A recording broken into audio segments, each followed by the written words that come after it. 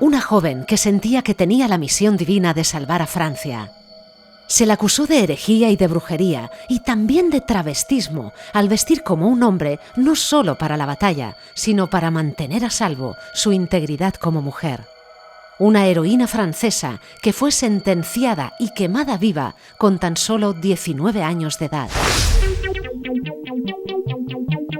Podcast Lila, el podcast que te descubre la historia de grandes mujeres. Con Marta Palencia Leffler. Juana de Arco. Siglo XV. Francia. La doncella guerrera.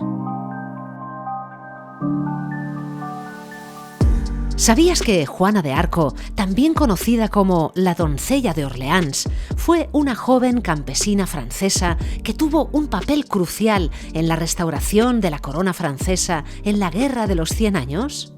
Pues así es.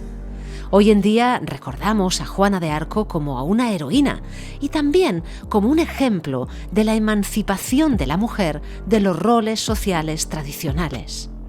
Y es que en esa guerra de los 100 años y antes de la aparición de Juana de Arco, el ejército francés no había logrado ninguna victoria importante en lo que dura una generación.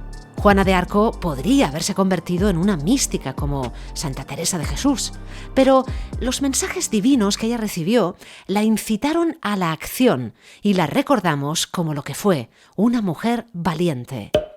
Pero repasemos un poco su historia. Juana de Arco nació en la villa Domremy, al noroeste de Francia. Actualmente la encontraréis como Domremy-la-Pucelle, Domremy la doncella, en su honor. Juana de Arco nació en 1412. Su nombre de nacimiento era Jeanne, y en su pueblo le decían Jeannette, Juanita. Ella era hija de Jacques d'Arc y de Isabelle Romée. Sin embargo, el apellido con el que se conoció a Juana no fue propiamente d'Arc, sino de Arc, de Arco en español, y eso ya aparecería un siglo y medio después de su muerte. Juana era la menor de 3 hermanos y nació en una familia en la que no pasaban necesidades, por suerte, ya que su padre poseía tierras cultivables y además ostentaba cargos públicos en el pueblo. Cuando Juana llegó a su adolescencia, el futuro de ella ya estaba decidido, como el de la mayoría de muchachas de la época. Su familia había elegido a un muchacho para que se casase con ella, pero no tenía en mente lo del matrimonio. Fijaos que ella tuvo sus primeras visiones con tan solo 13 años. Sí, todo ello empezó con la aparición del arcángel Miguel, un santo militar, y después empezó a oír las voces de Santa Catalina de Alejandría y de Santa Margarita, que la guiarían a lo largo de su breve vida. Según ella misma confesó, esas voces divinas le habían conferido una misión realmente importante, la de expulsar a los ingleses de Francia y propiciar la coronación del heredero legítimo al trono, Carlos VII.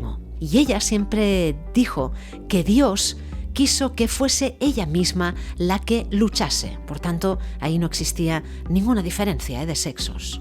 En lo relativo a las voces divinas que os comento ahora, los historiadores coinciden que en esa época no era nada raro hablar de estos temas y que la gente comentase que tenía apariciones o visiones y que recibiera mensajes de Dios. O sea, ciertamente era una parte aceptada de la espiritualidad. Estaba pensando yo ahora en otra gran mujer de la historia, como es Hildegarda de Bingen, protagonista de nuestro podcast Lila 50, que os recomiendo. Por otra parte, deciros que en esa misma época existían rumores o profecías que vaticinaban la salvación del reino de Francia por parte de la Virgen de Lorena mediante una mujer que obraría milagros. Por tanto, gracias a estas creencias populares y a la insistencia de nuestra protagonista, logró su cometido. Con 16 años, Juana le pidió a un pariente suyo que la llevara a una ciudad cercana a donde ella vivía, donde solicitó allí al comandante de la guarnición una escolta armada para poder hablar con el Delfín. Delfín es el príncipe legítimo a la corte. Os podéis imaginar cómo se rieron de ella al principio ante esta petición, pero el comandante creyó en ella.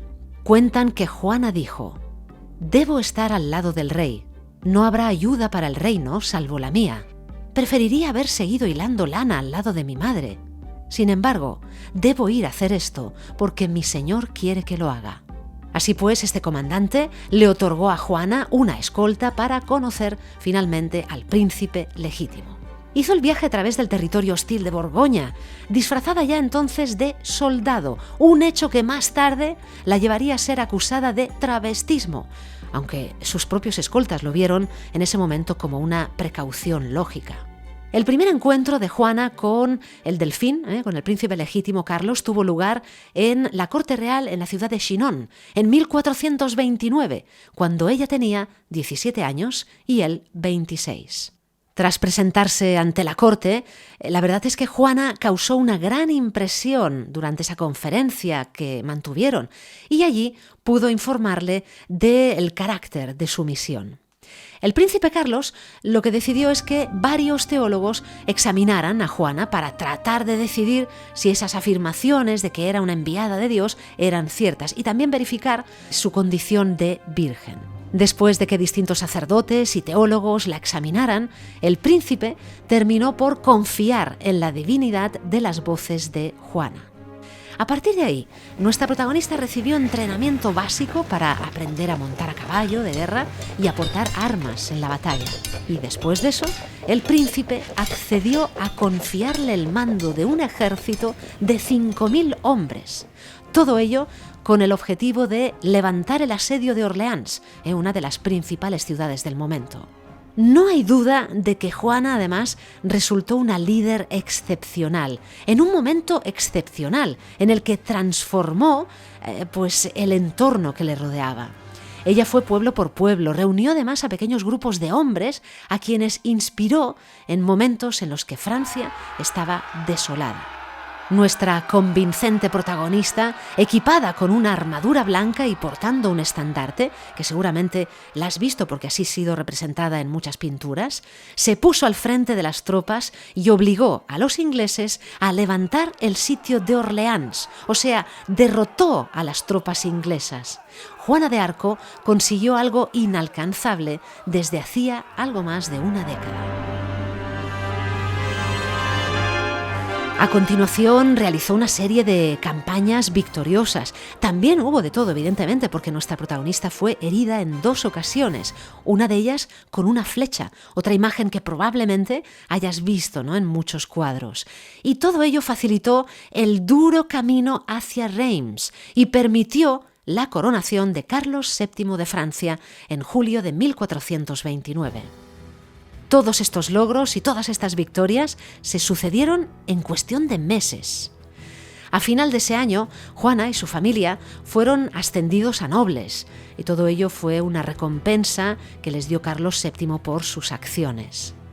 La joven Juana de Arco, tras cumplir su misión, dejó de oír las voces divinas y decidió que quería regresar a su casa. Curioso, ¿eh? Pero no se lo permitieron, no, porque antes de partir le esperaban 2 combates más. En la última batalla de Juana de Arco en 1430, Juana la doncella guerrera fue capturada por el duque de Borgoña, que era el que lideraba el bando francés contrario al rey y aliado de los ingleses. De esa forma fue detenida y poco después fue vendida al ejército inglés para que fuera procesada por hereje y por bruja. Y a lo mejor te estás preguntando, ¿intentó el rey Carlos VII interceder en su favor o salvar, ¿no?, a la joven que tanto lo ayudó a acceder a la corona? Pues en absoluto. Según señalan los historiadores, el silencio fue su respuesta.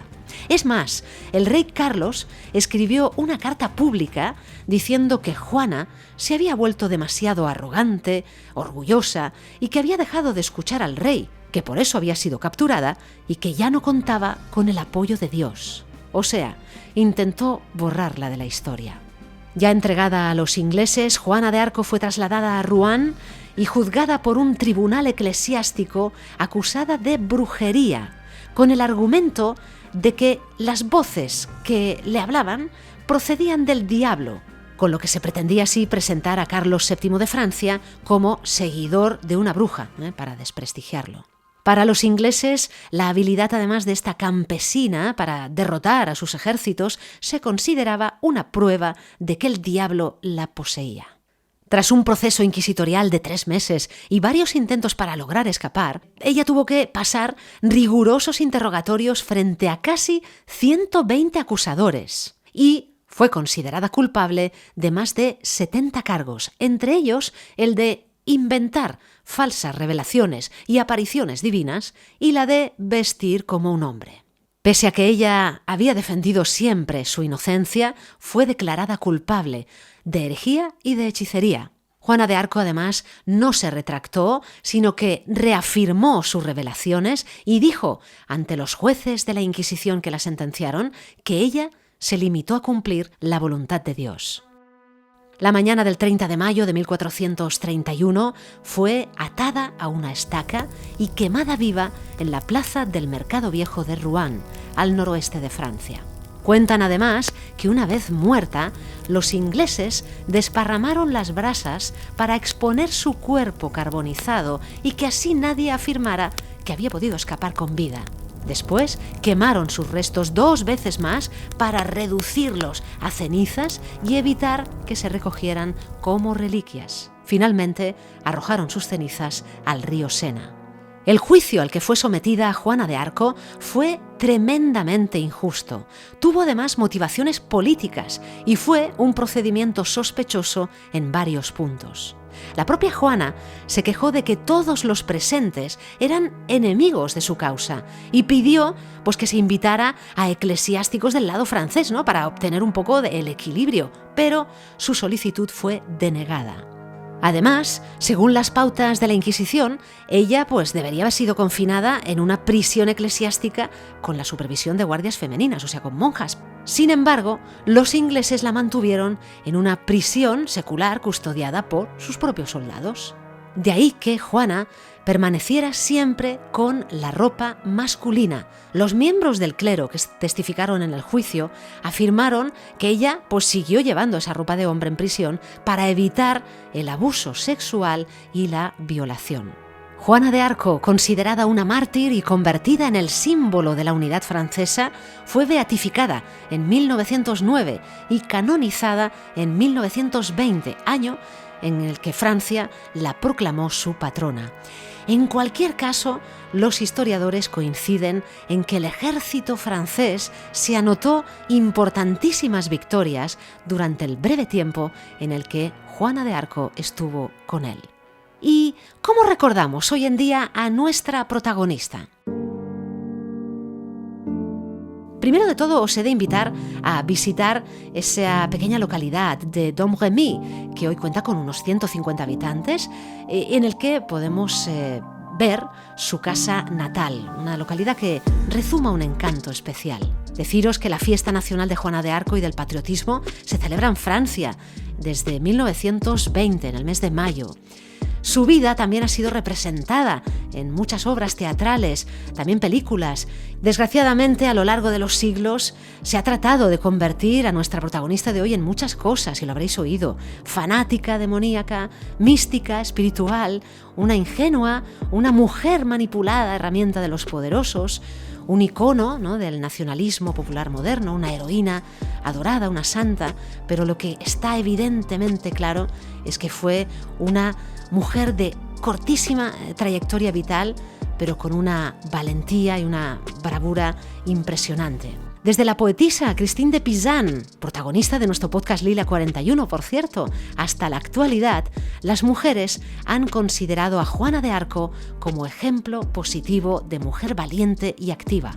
La misma Christine de Pizan escribió un hermoso poema sobre Juana de Arco, que era contemporánea de ella. Un poema en el que celebraba el valor y las cualidades de esta heroína que personificaba a la mujer que tanto había defendido de Pizan. Te invito a seguir descubriendo a mujeres maravillosas y potentes como Juana de Arco en nuestro canal Podcast Lila, al que te puedes suscribir, evidentemente, y siempre que te apetezca nos puedes dejar tus comentarios. Hasta la próxima semana. Descubre a mujeres pioneras de la historia cada semana en el Podcast Lila. Con Marta Palencia Leffler.